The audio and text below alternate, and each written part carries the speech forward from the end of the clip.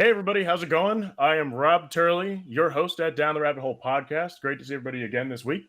Now, today I've got a featured guest. His name is Jeffrey Pugel. He's an awesome guy. He is an expert when it comes to marketing, does marketing consulting, and he helps build businesses so that they can effectively get their message out and so that they can effectively communicate with their community in order to increase conversion and in order to get the message out the way that it's supposed to be so they can truly understand the value that's being provided. Jeff, if you don't mind, and introduce yourself a little bit better than I can, of course. I don't know. You did a pretty good job of that, Rob. So I don't know if I can elaborate, expand on that. But I think maybe the only thing, last thing I would do, my main focus is helping small business owners get what they want to get and go where they want to go in their businesses. And that usually means three things: increasing the leads, increasing their conversions, and those two things then ultimately leading to them increasing the revenues, and most importantly, increasing the profits. That's my mission in life, is helping small business owners get where they want to go from their businesses. Yeah, and so what do you focus on mainly when you're doing your consulting with marketing? What businesses do you usually work with? So my sweet spot tends to be small B2B service-based companies.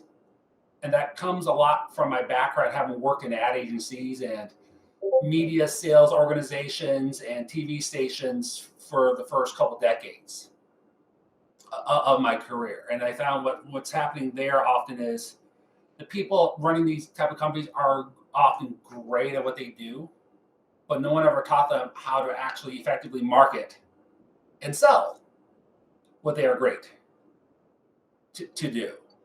And that's something I kind of picked up along the way through my travels of integrating a marketing background plus a sales background and being in that arena on a daily basis for 2+ decades, seeing where the holes were and where the opportunities were. And when the opportunity presented itself a couple of years ago to finally strike out on my own, realizing, hey, this is the tribe I really want to be helping. Our professional service business owners who are great at their craft, but maybe not the best right now at effectively monetizing their craft. Right.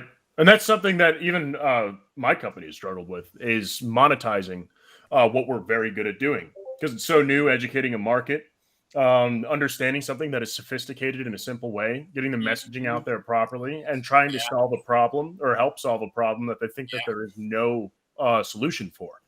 So it breaks a lot of paradigms. And so have you had experiences working with companies where it's not exactly the simplest offer that they're trying to get out? Oftentimes, it's funny you mention that, because I see this. I was just talking with a client about this morning, believe it or not. I see this a lot with tech companies and software companies and SaaS companies and anything in that realm. And that oftentimes hearing founders doing their pitch, it's almost as if they have a solution in search of a problem.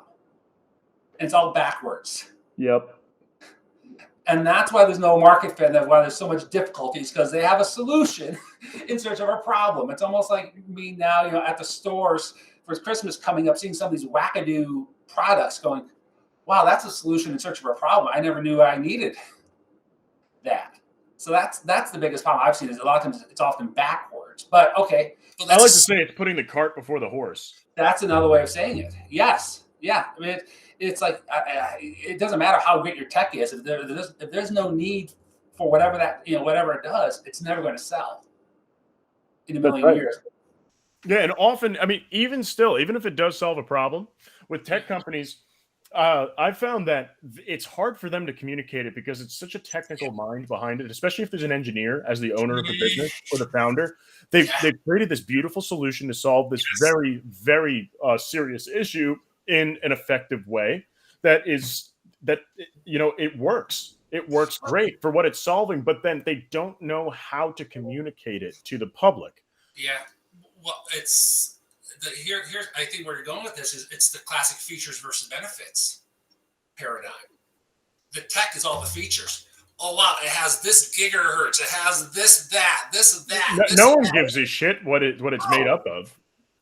I like to say to people that it could be a monkey on a treadmill in a basement lighting up a light bulb, and if it works and makes you money, they couldn't give a shit.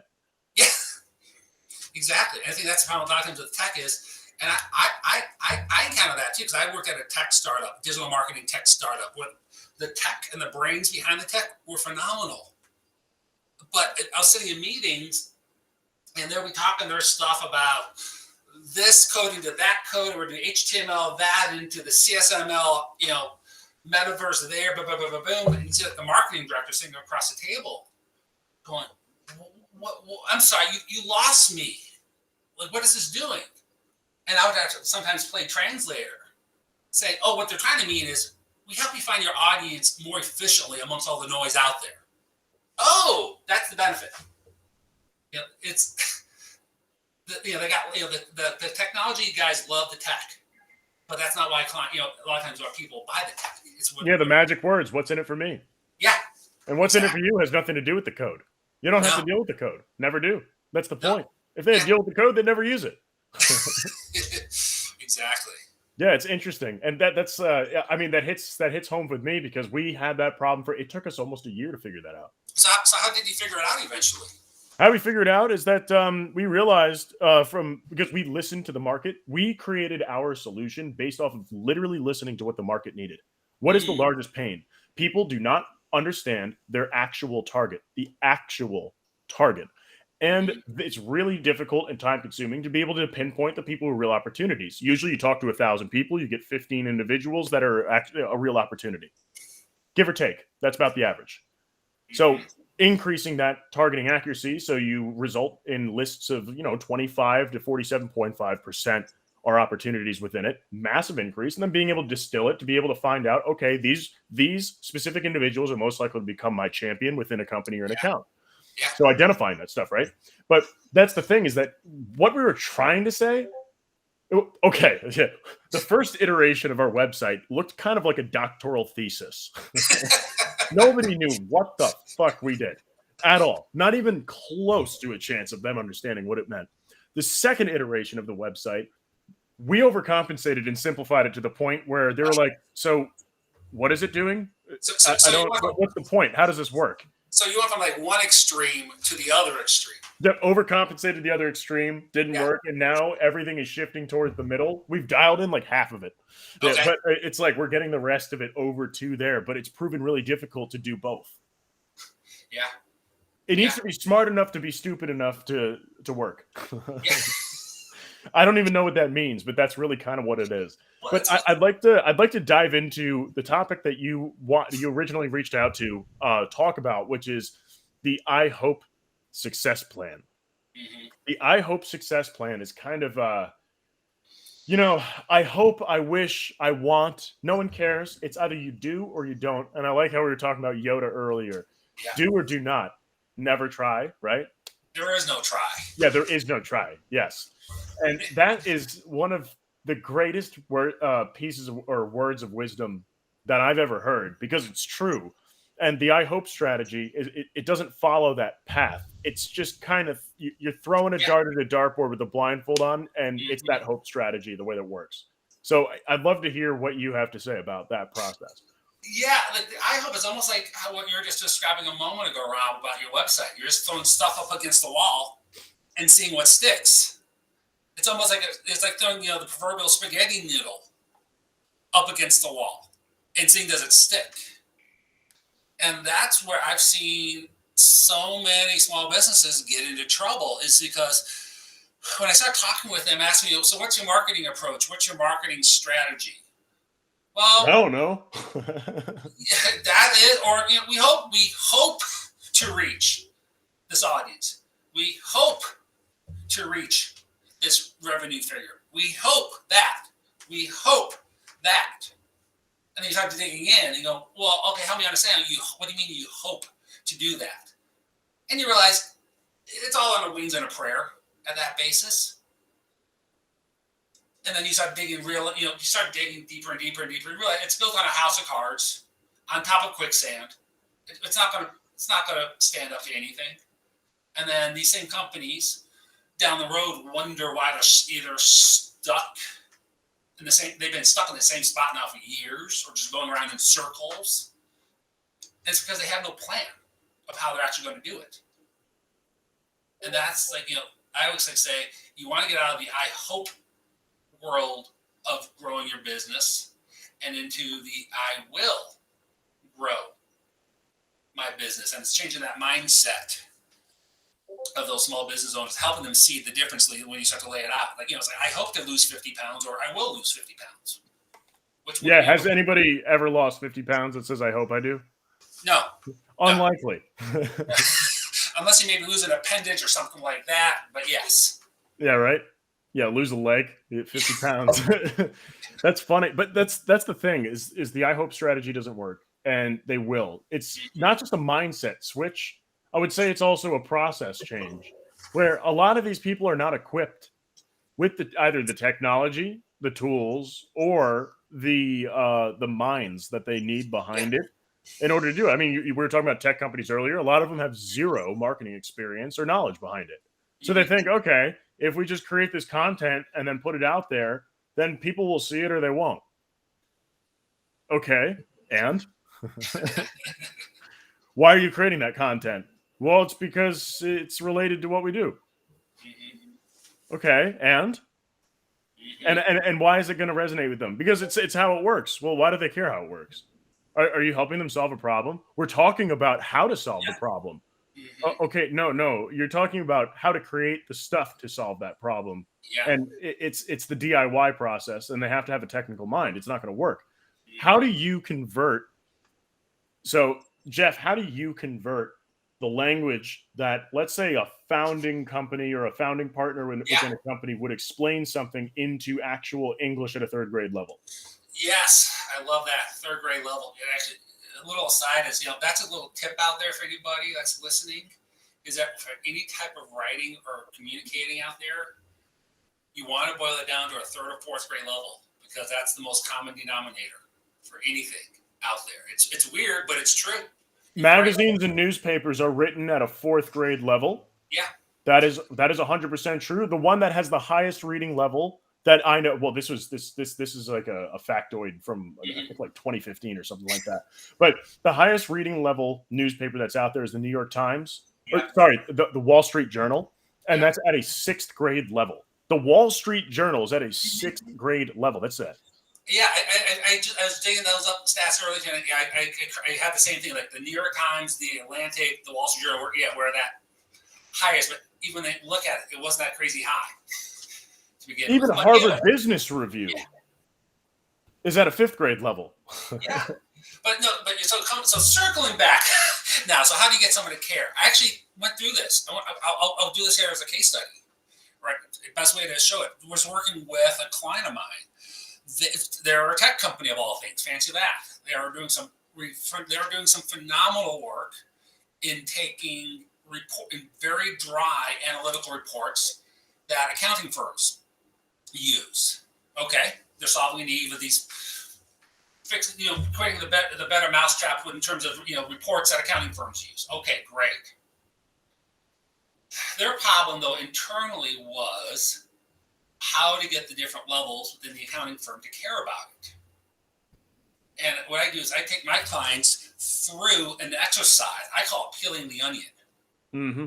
Think of an onion. You have 6, 7, 8 concentric rings or layers of the onion until you get kind of to the core of everything. And I always like to run the exercises. You answer one question, and follow it up with well, so what, or why. Asking question number one. Well, why are we doing this? Blah blah blah blah blah. Well, so what? Well, this guy's at blah blah blah blah boom boom boom. Yeah, because, and then why, and then what, and then because, and then why, then what, why, and if you can't answer all those whys until it gets, because it pisses me off and I'm sick of having this problem, that's when you've hit the core. Yes, and that's usually what happens. It's usually around the 6th or 7th round is when you hit that golden nugget out there, and you get to that real true pain point of why you're doing what you're doing, and now you found the problem you just solved. So like in this case of this one client, that became the core of all their messaging. They solve the problem of unintelligible reports. It's not that they have a better report. No, they just said we've just packaged it up differently. So everyone in the organization can have the data that they need in a way they need it when they need it. Because they're all sick and tired of all the other last ways of it always never working. But it took six, 7 rounds to get there. So that's the secret I would do for anybody. So do this, peel the onion, or called the so what exercise. Ask that, so what or why or because, 5, 6, 7 times, and you'll know when you hit the answer. You always do. It's when it comes from the limbic system, comes from the lizard brain. You get the answer, and that's something that you could do when talking to prospects too. When you're doing a discovery, it's the same type of thing. Well, why? So what? Well, why? Why is that a problem? Well, why is that a problem? Well, what's causing that? Well, how come? Why? Until they snap and say, because I'm sick of it, and like that. That's when you know you've asked enough questions, because they got to the point where it's become an emotional response versus a logic one. Yes. Same type of thing. So that's the key behind marketing, right? Is getting to the lizard brain, the emotional brain. People buy because it makes them feel something. Well, I think people buy to solve problems. You're more likely to buy something to solve a problem than to buy something that makes you feel good. Right. But that problem needs to be associated with an emotional thing, because people don't buy based off of logic. It saves you time and money. Okay, so what? I don't care. Yeah, no, but there's a problem associated with that somewhere along the way, and that's you got to tap into that. Yeah. Element, and then when that problem gets bad enough, that's when you're finally will take action. Yeah, because there's lots of things. There's lots of problems you'll have, but they're not big enough yet. Oh, right. Okay, hey, my car's making that little noise. It still turns on every morning. It can still drive to work. Not a problem. But also at one point when finally that noise gets to a point where the car won't start, it's a problem now. Like I'll call them, call a tow truck. You call a mechanic. I'm going to get it fixed right now. Oh my God. I don't know how people live that way though. Holy shit. If there's even a slight vibration in my car when I play music, I will literally pull over and tear off the paneling until I find that son of a bitch. Like, cannot do it. If I feel something wrong with the clutch, even slightly, I look at everything. I check it out. I make sure that all the lines are everything's properly functioning. And then I even have my own OBD2 where I scan the car to make sure that everything's fine. But I'm like the wrong type of guy for that. I think that can kind of come down to you too. Are you the type of person that tops off the gas tank when you're at half a tank of gas, or are you the one that lets it go all the way down to the light is on, the thing is flashing at you, and you're basically coasting in to the gas station? That's flying by the seat of your pants. That's living on the edge right there. I mean, what if you had to go somewhere as an emergency? It's like, oh, wait, before I can go to this place, that's a total emergency. I need to fill my gas tank. Oh, and it's going to be in the middle of the night when no place is open anyways. Always is. Yeah, of course. The one time I waited, I rolled in the gas station and ran out of gas. Was that I was on this highway. I was like, no, I'll just wait for the next rest stop that has a gas station. I was in the middle of nowhere. So I was driving and I looked, and my meter thing said, like, you have 1 mile of gas left. And it was like, next gas station, 7 miles. I was like, oh, shit. I made it. But that was the last time I ever did that. Yeah. And I think that's a great way to transition into what businesses are doing with their marketing.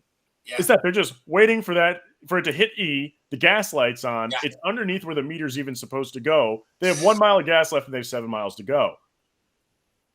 Why are they doing it that way when they can create a roadmap, like you say, and then put it all the way on full and make sure that roadmap is continuously manicured so it stays above that half tank? The answer that people may not like, but what I've seen is they don't teach that in school. I got a marketing degree. I got an MBA. They never taught you any of this stuff in school. No, they don't. And this isn't a business school, mind you. So God help the person coming through medical school or law school or whatever other thing. Because if they're not teaching it in business school, you sure as hell know they're not teaching it in law school. Yeah, you graduate now as you passed congratulations, you passed the bar exam, you're the newly minted lawyer out there. You get paired up with onto this law firm. Step one, go find some clients. How do I do that? I wasn't taught that in school. No. Same thing with doctors. Congratulations, you're a doctor. Go open up a practice. Step one of opening practice: find patients. Yeah, you can wait. You can wait for people to get sick and call you, or you can proactively start to build your practice too. And it's funny about that. It's like the ones that are good at that are dentists, because they have to actually market. Dentists actually have to market to get patients in the door. Yeah, they do. Yeah, but they realize the amount of flyers I get in the mail for dentists is unbelievable. Yeah, but it's funny how they realize that you just can't sit back and hope. There it comes back to hope marketing. I hope someone's going to walk in the door today. And that's the biggest problem is they're never taught how to do it. So there's a lot of bad advice going on out there. I see a lot of times, unfortunately, too. Yes, and there's a lot of marketing companies who don't know how to do anything that just market. Yeah, I'll market for you. I'll just send out ads or whatever else. And then this company's spending $10,000 a month on garbage. Please don't get me started on that, Rob. I can't tell you how many phone calls I'll start. It ends up being a little bit of a therapy session, to be honest. It's because someone worked with someone else at some other marketing company, agency, what have you. And they got screwed. Exactly. $10,000 on the drain. Yeah, think about it with doctors. So back to that, or attorneys, either one. Malpractice will land you in jail. Yeah. But then malpractice in marketing or sales, it means it just wasn't a successful campaign. Yeah. But here's the problem with this, though. Okay, that's great if you're a Fortune 500 company with a multi-billion-dollar ad budget, you can just suck it up and move on.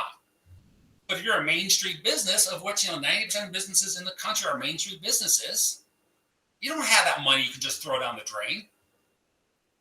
Yeah, that $10,000 marketing budget that you scrape together is the difference between life and death.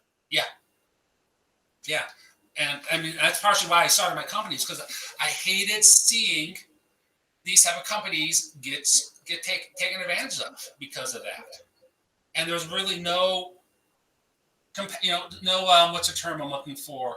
Sympathy by some of these companies when they take the money and run. Oh, we gave it good, but it's there, it's not working. So yeah, that's probably the biggest thing out there. And where were we coming up? How do we start up a system and everything? So that's where it starts off. Is like you got to get them to realize, to get out of this trap of hoping for clients because you got your last penny out there. Is you go from a reactive mode to a proactive mode, and it's about creating. Businesses are built upon systems. Well-functioning businesses are built upon systems. Well, marketing and business development is its own system.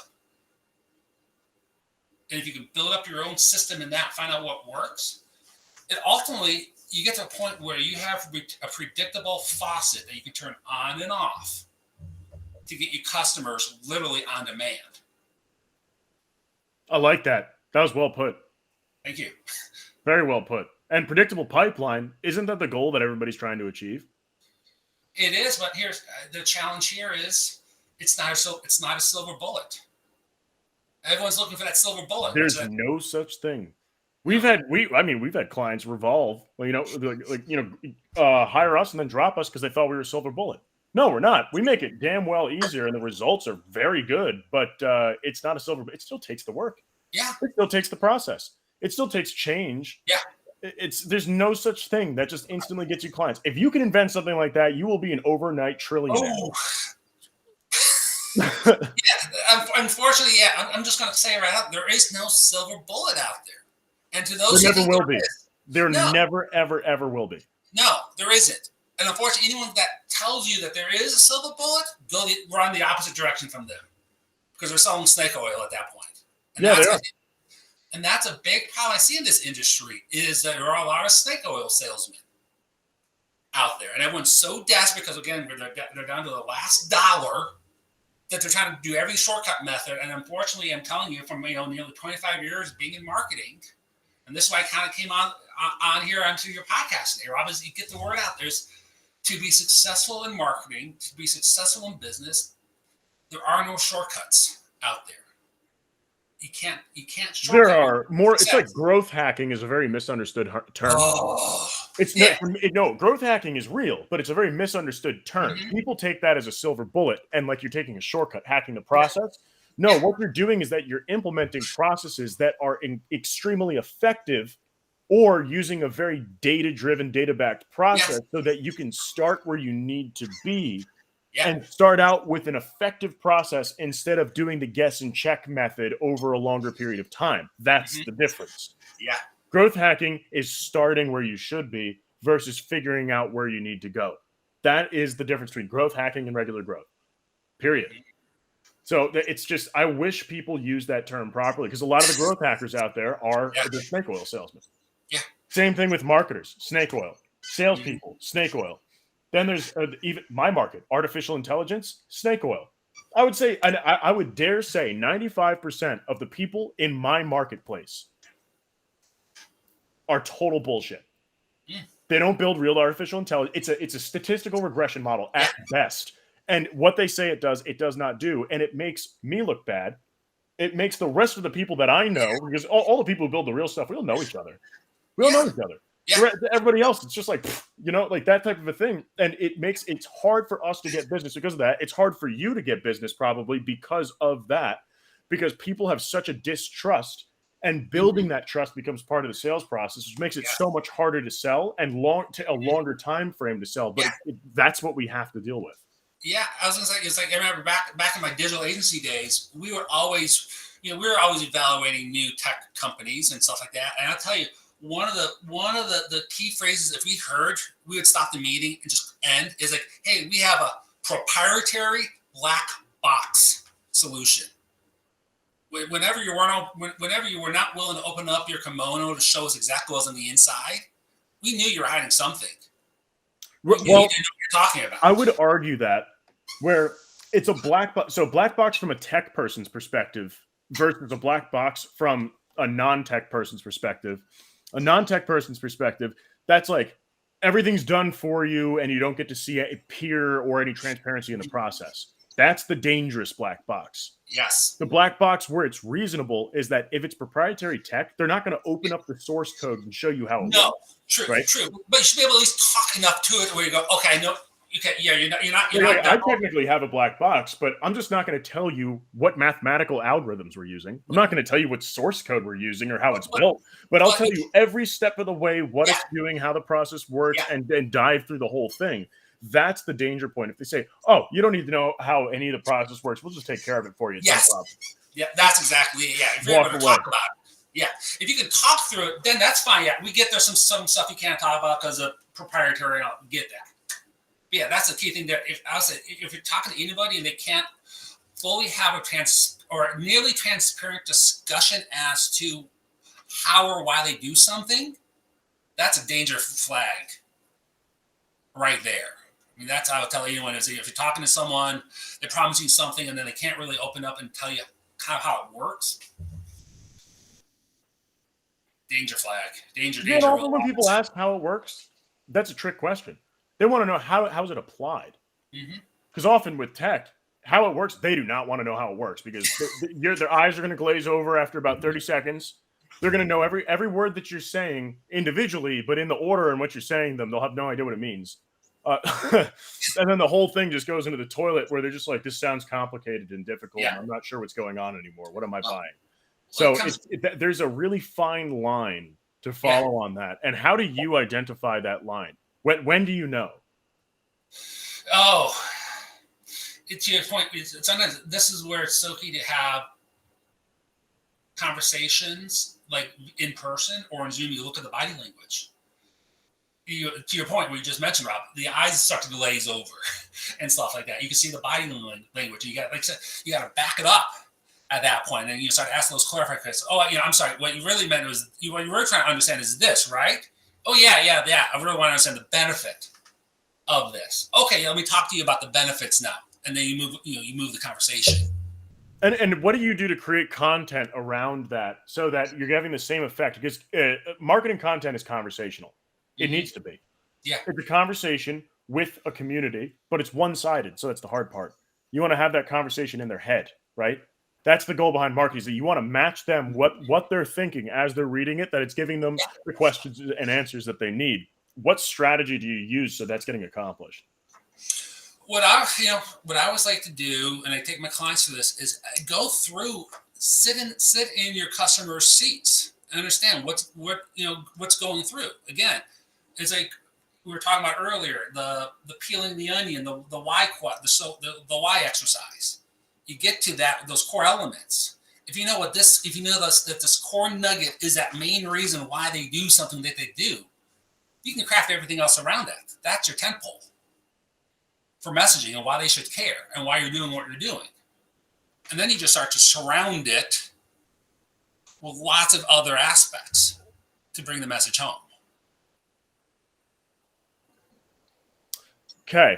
And when you're creating that message around that, the conversational element to it, what type of I guess copywriting style or language do you use to achieve that, where you have the message, you understand what it is they're trying to solve? Yeah. What's the next step when you're building the content around that? How does it need to be structured? Okay, I'll give you an example too, so it's easier to think about it. Let's say it's a SaaS fintech product. There are literally a metric fuck ton of those out there. So there's it's a fintech software as a service product, and they have the reason why that people are buying it, but then how to communicate that so it's having a conversation with them. What would you suggest? Well, let's look back. Okay, we were talking, fintech SaaS product. There's a ton of them out there. Okay, first you got to cut through the noise. I would like to say, in the broadest sense here, is if everybody else is zigging, you start to zag. Yep, pattern interruption. Yeah, do the opposite of everything else. Okay, that's step one. The other thing I always like to say now is, ultimately what you want to do at the end of the day is you want to make it as easy as possible for that person to sample or buy what you have. Breaking the barrier. Mm-hmm. So think three things. What can we do to do that? I often like to employ a tactic called risk reversal. Think of it as guarantees. You will like this or else. 10-day trial, no credit card required. Because they're taking a risk, so you also need to take some of that risk onto yourself as the provider. Mm-hmm. Because if they're taking the risk and you have no risk, that doesn't seem fair. No. That's what that was a hard lesson for us to learn. Like my company is that they were taking on all the risk, and then we had the risk of losing them as a client if it didn't work out. Sure, but then what was the real risk for us? So lowering that barrier to entry is that before we don't do anything for free because AI is not cheap, right? Yeah. No, there's that, and you should never work for free. I don't agree with free trials unless it's a very, very inexpensive product that doesn't have much of an overhead. Because otherwise, it's just a bad business model. It means that your salespeople are not giving enough value to what it is that you're selling. Yeah. But the idea behind it is giving them the time that they need to properly test it out so that they can use it before making a commitment. Because who wants to commit to something that they don't understand? Yeah. Is this going to work? I don't know. Why do I have to sign up for a year? Or let's even back it up for a second here. Okay, let's say it's a thing where there's a sales rep involved on something, like on so many of these things.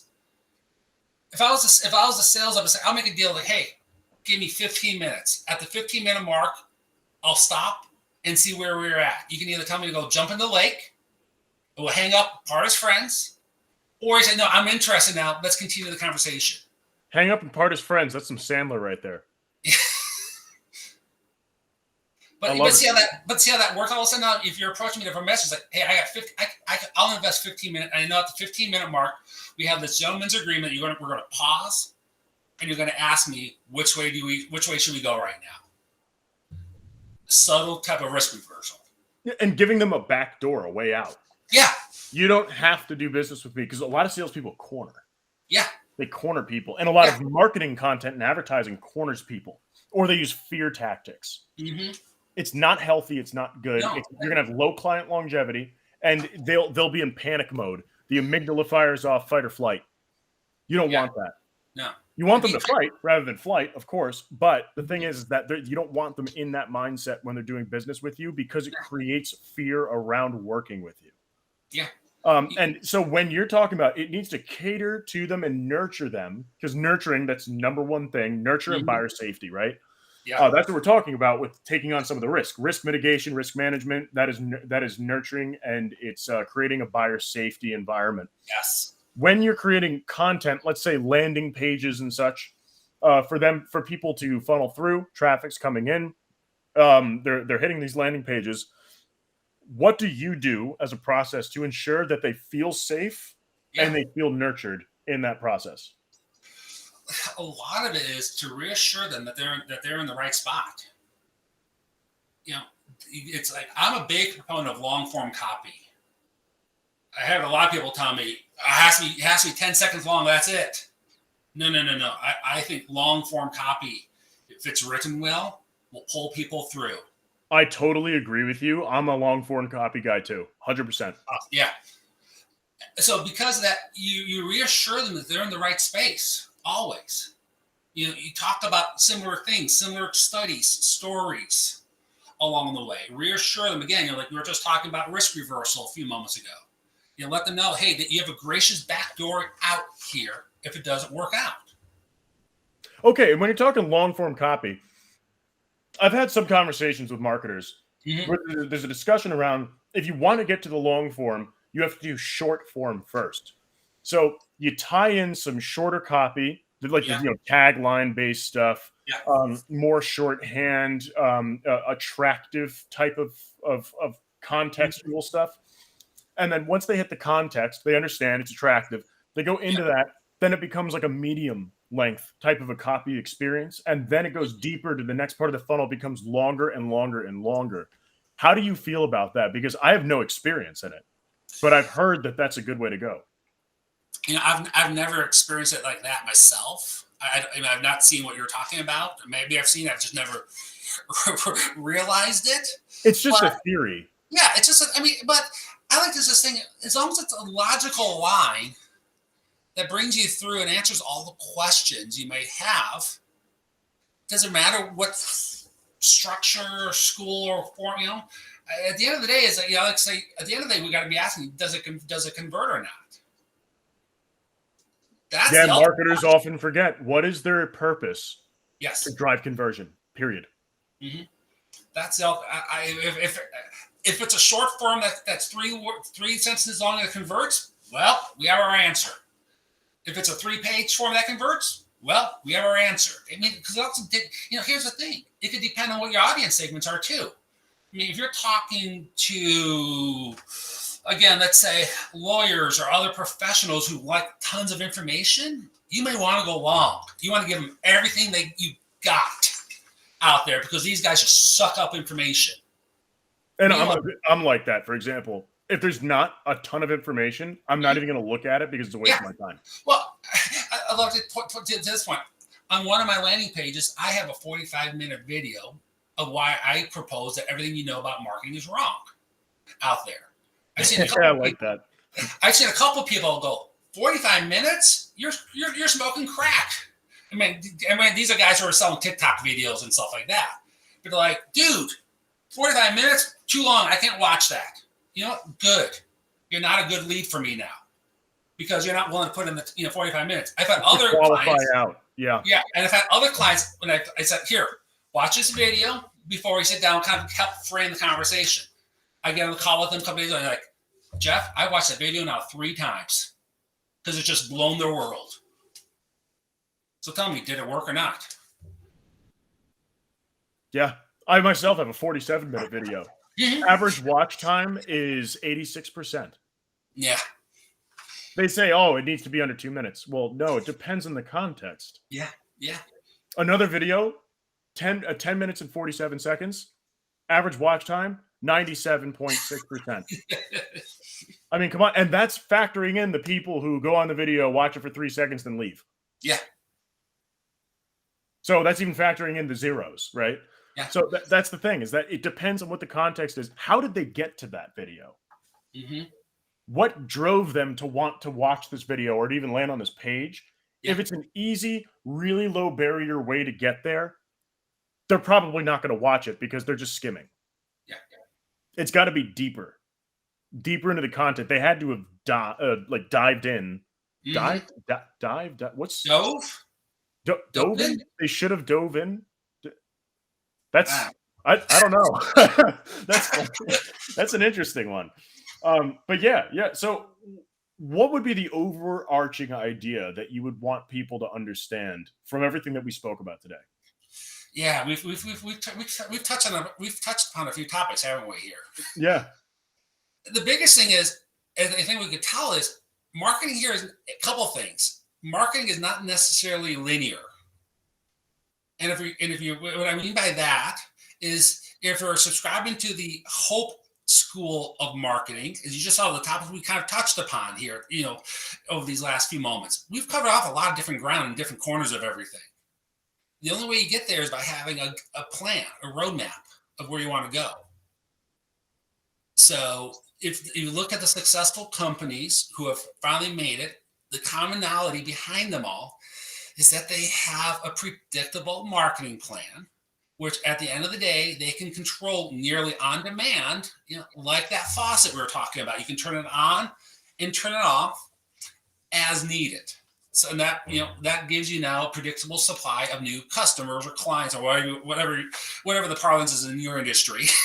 But gives you total control. It gives you another business system lever that you can leverage to grow your business. You can't do that when you're just hoping and praying that, hey, this tactic might work this time, or that tactic might work. And tactics won't get you there either. No. Tactics are a spur of the moment thing. You do it and then it's done. You do it, it's done. You do it, it's done. As I say, tactics come and go. Strategies stay. That's right. But they also evolve, right? Yes. I love it. So we are out of time today, though. So I thank you for everything. Now, what's the best place for people to get in touch with you if they wanted to? Depending on your preference, you can hop over to my website and check me out there. And it is actually just ignition.llc. Or if you have the LinkedIn social media type, you can check me out over on LinkedIn. It's actually Jeffrey, Jeffrey, Pugel, Pugel. And then last time I checked, I'm the only Jeff Pugel there is on LinkedIn. So you should be able to find me. That's a rare find. You'd be the only one. And of course, links to his website and his LinkedIn will be in this description of this podcast for everybody, of course. And thank you so much, everybody. I appreciate it. This podcast is brought to you by White Rabbit Intel, which is marketing and sales technology driven by artificial intelligence so that you can build predictive pipeline, just like Jeff was talking about. That's the entire point. Perfect the target and be able to identify those who are most likely to become your champion. So I thank you so much, everybody. Have a good night. And please, if you share this, use hashtag DTRH podcast. Again, that's hashtag DTRH podcast. Much appreciated. If you enjoyed this episode, follow Down the Rabbit Hole podcast for new episodes weekly on Podbean, Spotify, Apple Podcasts, Google Podcasts, Amazon Music, Pandora, and YouTube. If you'd like to apply to be featured on the podcast or recommend a featured guest, please feel free to email us at theteam@whiterabbitintel.com.